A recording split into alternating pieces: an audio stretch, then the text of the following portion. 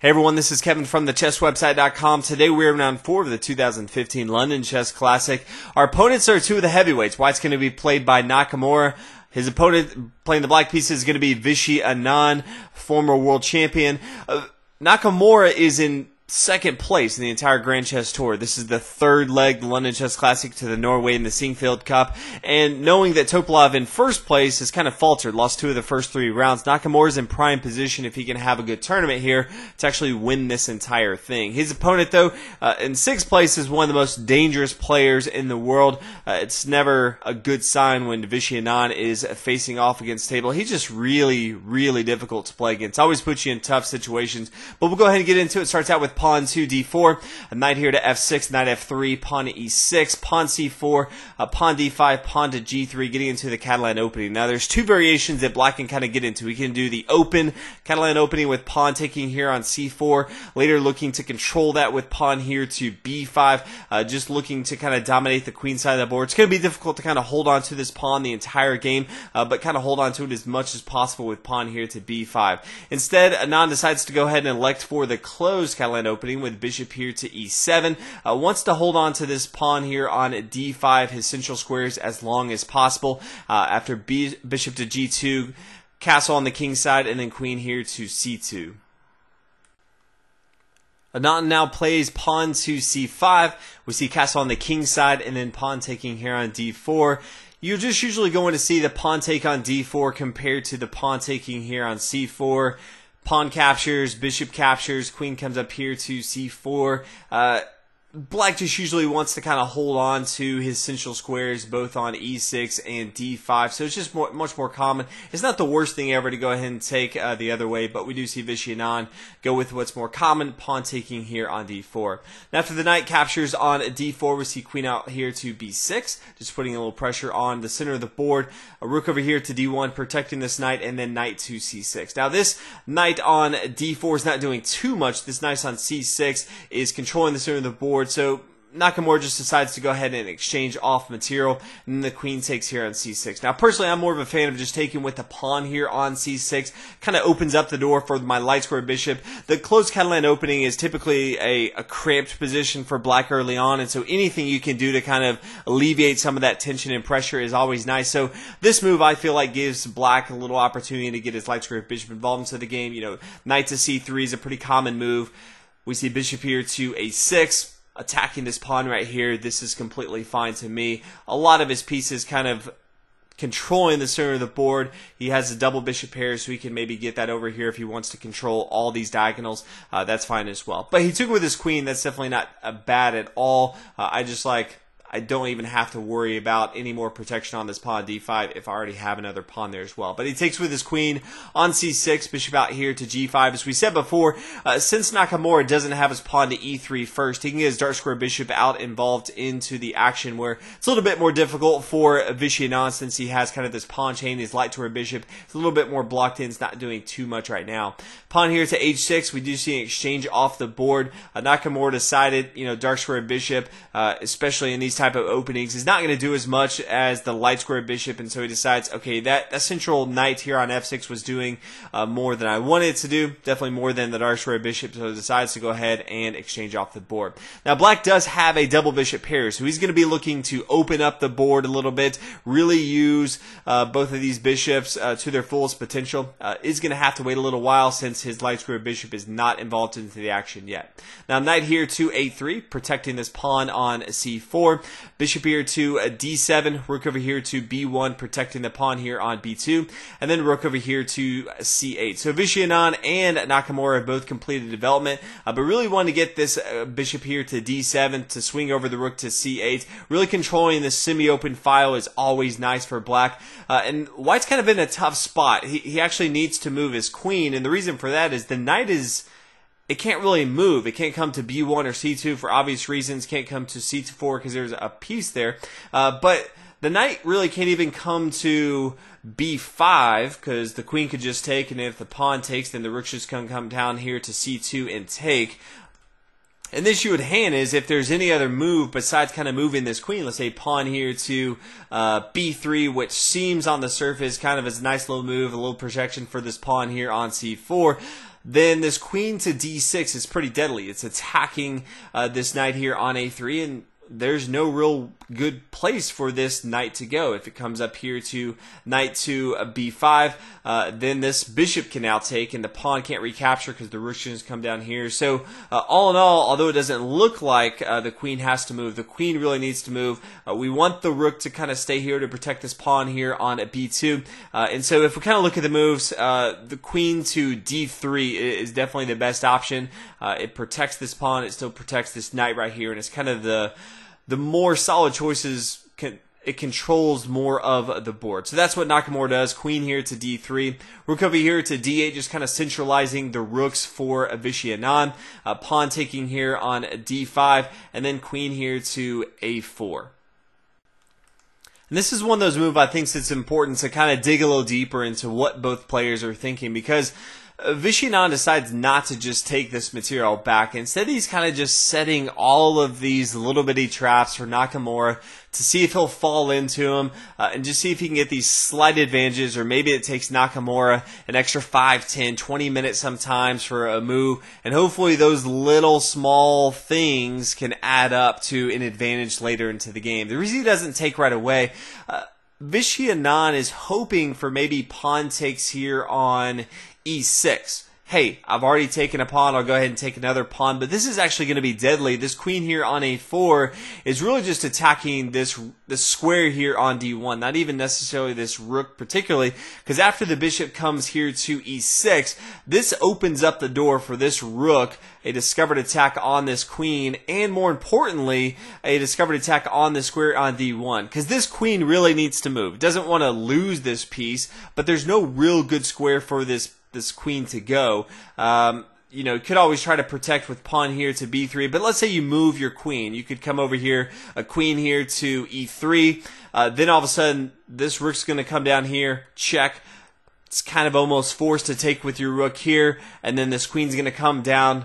All of a sudden, white's in a ton of trouble. So just that queen being right there is hugely valuable. If you were to see, you know, pawn here to b3 says, hey, if you're going to take my queen, I'm going to take your queen as well. Then all of a sudden, the queen just takes the knight here on a3, and white's down a ton of material as well. So black knows, hey, I'm not going to take this pawn because I can take it back, and this is kind of another opportunity for Nakamura to make a mistake. Now, Nakamura does not make a mistake. He plays rook up here to d2. And this is kind of one of those other moves. If you're just kind of going through the match, you wonder, is he just kind of looking for maybe a triple barrel hill with the two rooks and the queen? But really, he needs to protect the square here on d1. Doesn't want to give up that variation that we looked about. Now we have pawn here to a b5, just solidifying the queen protection right here. Rook over here to d1, getting ready to push forward with this pawn right here. Now the pawn takes, does not want that pawn to push up any further. Now bishop taking on d5, center of the board. Bishop here to c6. Now pawn here to e4. And this is a really nice move. You could see bishop taking here on c6. After the rook takes, we see the rook take, and then the rook's going to take. That's clearly going to be terrible. You don't want to give up your queen right there. Pawn to e4 is a really nice play of using your central pawns in the best ways. Have a nice little outpost for this bishop here on d5. It's very rare that on the 20th move is actually when you play your pawn on the e file for the first time, but Nakamura kind of held on to it, waiting for that moment, and now he is kind of controlling this d5 square that black's held on to most of the game. Vishy Anand plays pawn to a6, just solidifying his pawn chain right here.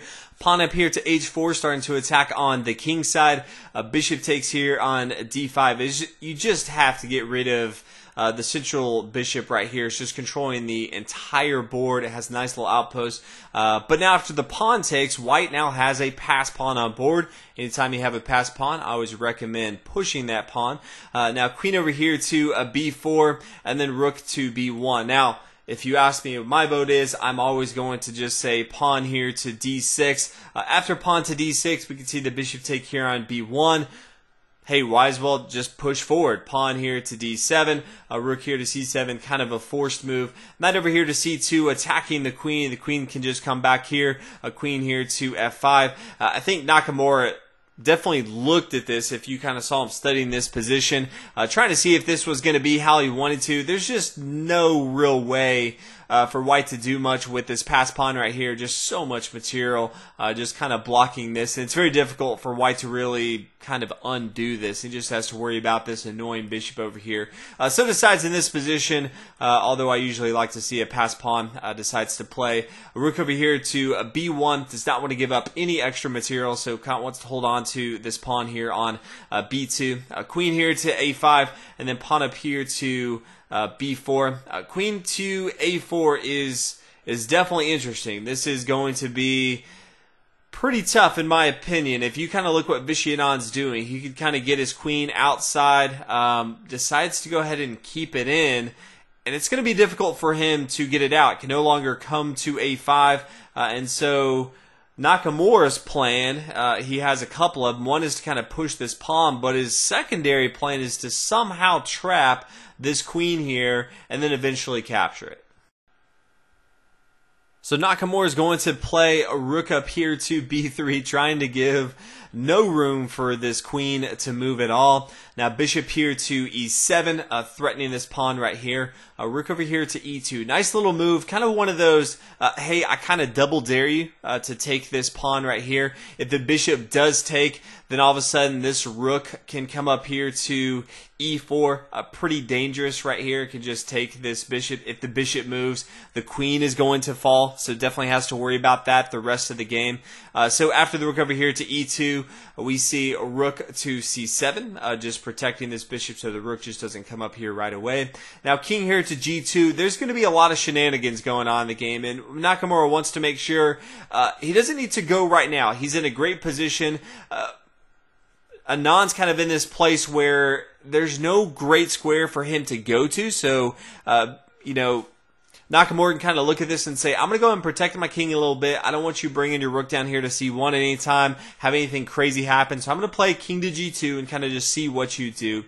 Now we see Anand play a bishop here to f6, kind of just dancing around, trying to kind of see what he can maneuver. But his queen's just on the other side of the board. It's not really involved in the action at all. Queen over here to f3, still holding on to the central pawn here on d5. It's important to hold on to that central pawn. Rook over here to e7. Rook over here to d2. Does not want to exchange material off. Wants to kind of use all these pieces to kind of support this pawn. Also wants to hold on to his rook on b3. Doesn't want to use that anywhere because it's blocking off this queen here on a4. Rook over here to d7. Queen over here to e2. Pawn here to g6. Pawn pushing forward to h5. We could see an exchange on the board. Instead, we see pawn here to g5. Now the queen's going to come over here to d1. I think it's fine as well to play knight to c2 first, but decides to go and play queen here to d1, actually protecting this square here on c2, which we'll see a little bit later on. Bishop back here to g7. Anand is just trying to kind of hold on here. His pieces just are not really all in sync. He doesn't have a clear path as far as what he's going to do. But knight here to c2, getting ready to play rook to a3. That's kind of the goal of what we're going for. And so after this, we see the queen come down here to a2. But hey, Nakamura says, I don't really care about your queen over here. I've kind of got it on lockdown, so I'm just going to play a knight over here to e3. My queen is protecting this rook here on b3, and I can get my knight involved into the game. Your queen, it's not doing anything. It's going to be very, very hard, especially with this rook here on b3. So queen here to a1, trying to say, hey, what can I do here? Let's just go and exchange queens off the board, kind of trade down to the very end and see if I can get a draw out of this. The queen's going to come off the board. The bishop's going to come off the board. Rook over here to a2. Swing the bishop back here. Knight here to f5. Nakamura says, yeah, you traded off, but I really like my position on board. Now bishop over here to g7. Rook up here taking on a6, kind of getting that pawn back that was taken off the board here on a2. Bishop back here to f8, and this is actually a pretty nice place, if you haven't gone through this game already, is kind of stop and see how you would proceed with Nakamura. This is something I may add to my site later as far as a practice. I think it's a really good position to kind of look at, to evaluate how you should proceed. I think there's one clearly a best move here, and that's what Nakamura plays, because he's really good at chess. But he plays pawn here to d6, and really just putting a lot of pressure. The rook right here plays a big role into it. But if you kind of look at it and say, well, okay, the bishop could just take, but after the bishop takes, then all of a sudden the knight comes here to h6 check. The king is kind of forced to move. Now the knight down here to a g4, and this is threatening knight here to f6, and that's just kind of too deadly for Vishy Anand to deal with. He knows he's going to end up losing massive material here, and the end game is just going to be too easy for Nakamura. So in this position, Vishy Anand decides to go ahead and resign. So really good game by Nakamura. I thought Vishy Anand threw a lot of crazy things at Nakamura. Nakamura responded beautifully. He found all the correct permutations and some of the traps that were set by Vishy Anand. Vishy Anand, I really appreciate the fact that he went for it. There were a lot of places where he could have gone in safe mode and could have just gone for a complete draw, but instead he was playing for the win. He gave us an exciting match. Nakamura on the flip side played extremely well, finished the game as he should have, kind of trapped the queen over here, and from there was able to recognize that, hey, I need to get my knight involved, so what's the best and cleanest way to get that involved? And that's exactly what he did, and at the end of the day, he gets a victory. So he's kind of in commanding lead to go ahead and take this entire Grand Chess Tour. Excited to see over the next week or so if he can kind of close that out. But hopefully you guys enjoyed this video, and I'll see you guys in round 5. Thanks for watching.